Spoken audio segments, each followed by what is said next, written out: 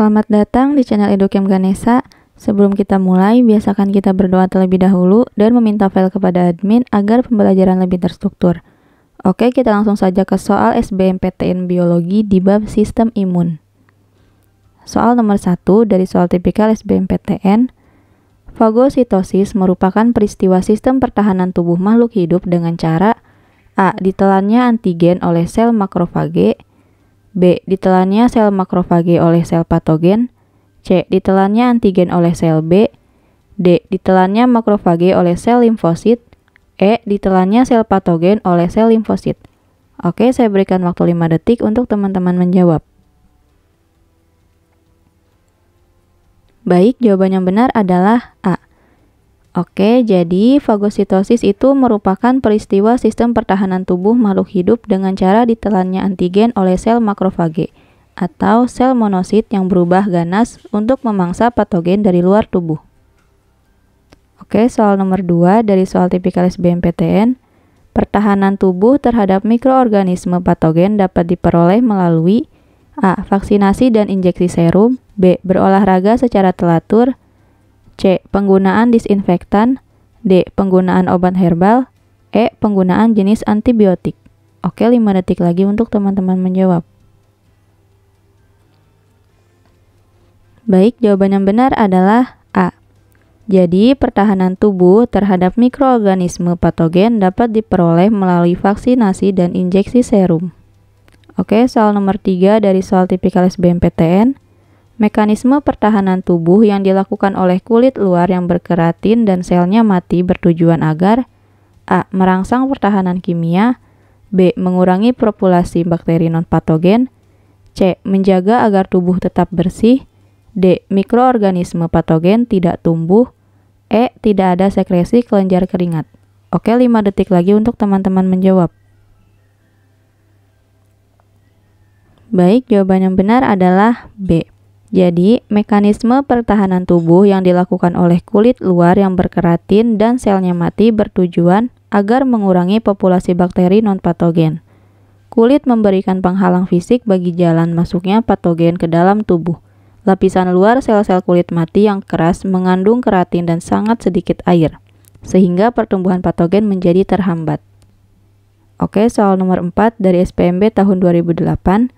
Perhatikan pernyataan berikut. 1 selaput lendir, 2 sel leukosit, 3 sel fagosit, dan keempat antibodi. Antigen yang masuk ke dalam tubuh manusia direspon secara spesifik oleh A. 1, 2, dan 3 benar, B. 1 dan 3 benar, C. 2 dan 4 benar, D. 4 saja, E. Semua jawaban benar. Oke, 5 detik lagi untuk teman-teman menjawab. Baik, jawaban yang benar adalah D. 4 saja. Jadi antibodi. Oke, jadi antibodi itu adalah molekul protein besar berbentuk Y yang dibuat oleh sistem kekebalan tubuh untuk mengidentifikasi dan menetralisir benda asing dan patogen, seperti bakteri, virus, jamur, parasit, dan racun. Juga dikenal sebagai imunoglobulin, antibodi yang diproduksi oleh sel-sel darah putih yang disebut limfosit B atau sel B. Setiap jenis antibodi mempertahankan tubuh melawan jenis spesifik dari antigen tertentu. Oke, soal nomor 5 dari SBMPTN tahun 2015. Sistem pembuluh limfa berfungsi mengembalikan cairan limfa dari ruang antar sel ke sistem sirkulasi. Sebab cairan limfa yang diangkat ke dalam sistem sirkulasi mengandung sel darah merah yang berfungsi mengikat oksigen.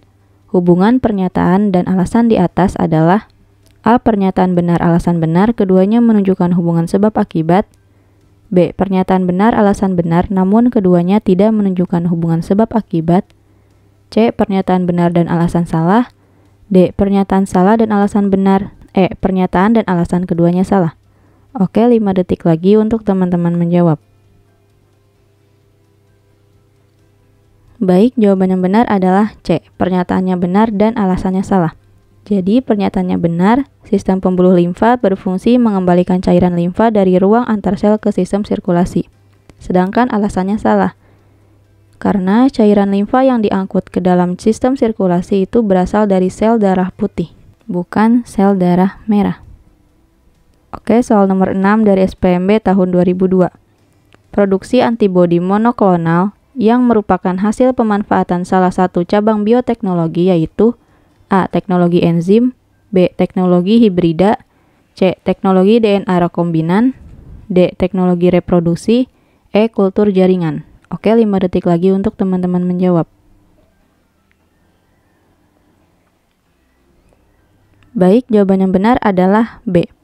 Jadi, teknologi hibridoma adalah teknik penggabungan antara jaringan yang berbeda untuk menghasilkan produk tertentu, misalnya hormon dan antibodi. Contoh dari hasil teknologi hibridoma adalah 1. Hormon pertumbuhan berguna untuk mengobati kekerdilan. Yang kedua, antibodi monoklonal berguna untuk mengobati penyakit. Di sini, teknologi hibridoma itu sama dengan teknologi hibrida. Oke, soal nomor 7 dari SBMPTN tahun 2011. Sel darah putih yang memiliki fungsi fagosit adalah A. Basofil, B. Neutrofil, C. Eosinofil, D. Limfosit, E. Mastosit. Oke, 5 detik lagi untuk teman-teman menjawab.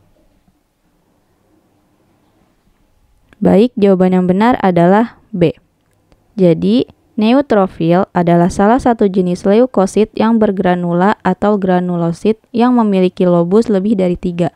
Fungsi neutrofil adalah memusnahkan bakteri dan zat asing yang masuk ke dalam tubuh. Neutrofil ini bersifat fagosit. Oke, soal nomor 8 dari SBMPTN tahun 2011.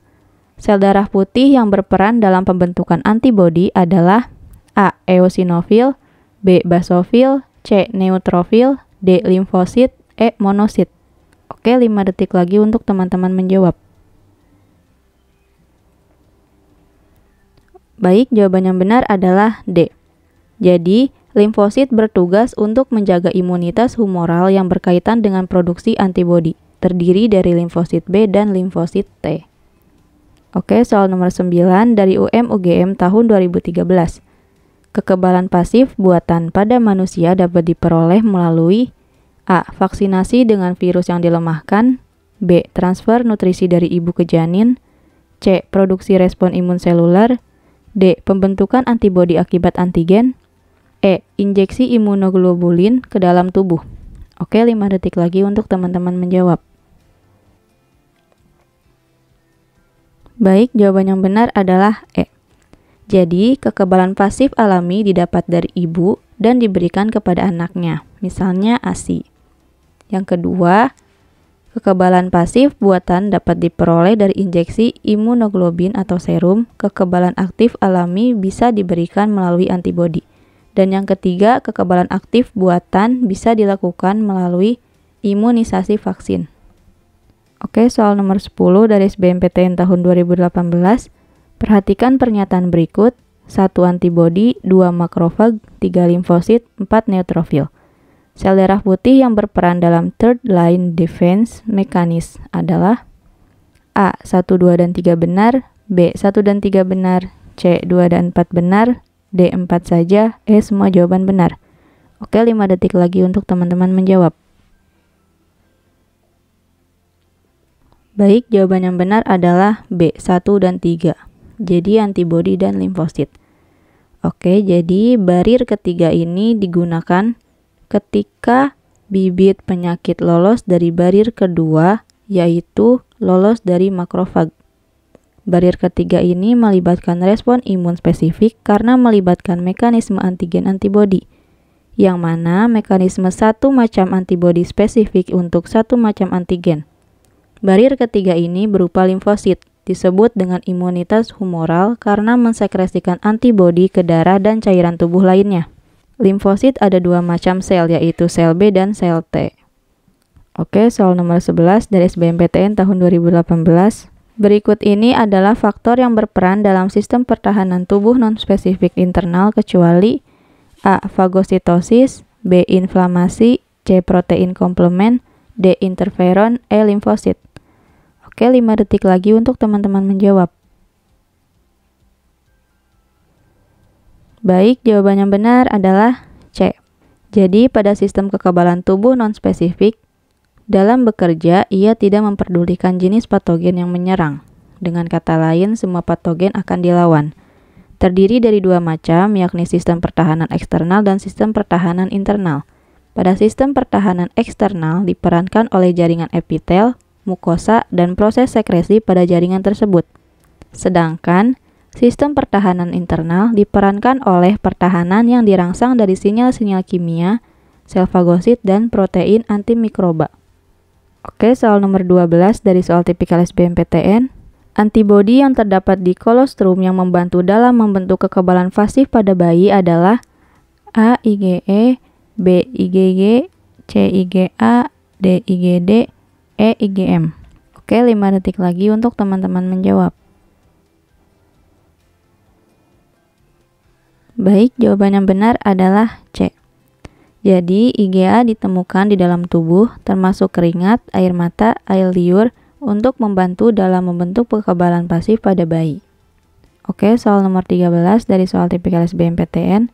Sel yang mampu membedakan jenis patogen dengan kemampuan berevolusi sepanjang waktu adalah A. B sel, B. basofil, C. sel dendritik, D. sel mas, E. T sel.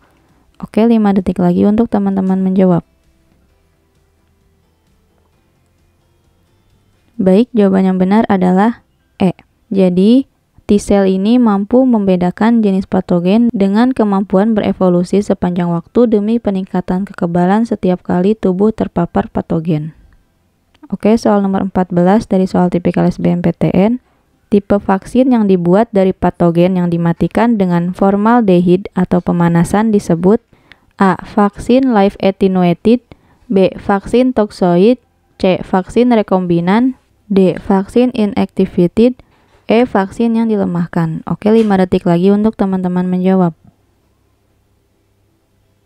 Baik, jawaban yang benar adalah D. Jadi, vaksin inactivated adalah vaksin yang dibuat dari bakteri atau virus yang dimatikan dengan zat kimia atau formaldehid, atau pemanasan dapat berupa seluruh bagian dari bakteri atau virus, atau toksoidnya saja. Contohnya adalah vaksin rabies, polio, influenza, kolera, pertusis, dan tifoid. Oke, soal nomor 15 dari soal tipikal SBMPTN. Perhatikan pernyataan berikut. 1. Natural killer cell, 2. dendritic cell, 3. mast cell, 4. macrophage. Sel yang berperan sebagai APC adalah A. 1, 2, dan 3 benar, B. 1 dan 3 benar, C. 2 dan 4 benar, D. 4 saja, E. semua jawabannya benar. Oke, 5 detik lagi untuk teman-teman menjawab. Baik, jawaban yang benar adalah C. Jadi, dendritic cell makrofag berfungsi sebagai antigen presenting cell atau APCS untuk menyajikan antigen, lalu menghubungkan antara sistem bawaan dan sistem dapatan, dan sebagai sel fagosit yang menangani secara langsung patogen ekstrasel. Oke, sekian pembahasan soal SBMPTN Biologi di bab sistem imun. Jangan lupa subscribe, komen, dan like jika video ini bermanfaat. Teman-teman share sebanyak-banyaknya ya. Sampai jumpa di video selanjutnya.